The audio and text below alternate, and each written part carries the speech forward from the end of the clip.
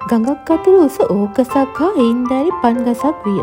ඕකස ඔහුගේ දේහය ගැන ඉතා අභිමානයෙන් සිටි අතර පන්ගසේ දුරතාවය ගැන නිරතුරුවම සිනාවෙමින් සිටියේ. ඔයා පොඩි කෙට්ටුයි දුරයලයි බලන්න පොඩි හොළඟකටත් ඔයා නැවෙන හැටි.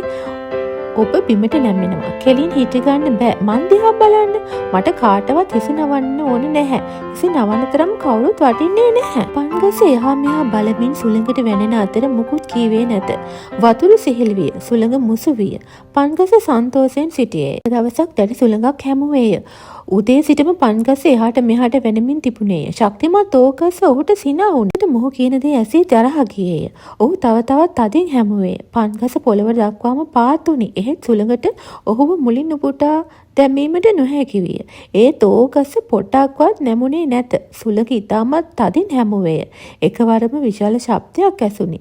ඕකස පොළවට පතිත වී තිබිණි. පන්ගස ඕකස දෙස දුකින් බලා සිටියේ. සමහර වෙලාවට නොමැරී ඉන්න නම් ටිකක් නම්‍යශීලී විය යුතුයි. ඔහු වැටුණු ඕකසට කීවේය. නමුත් ඕකසට ඔහු කී දේ ඇසුනේ නැත. ඔහු මිය ගොස් සිටියේය.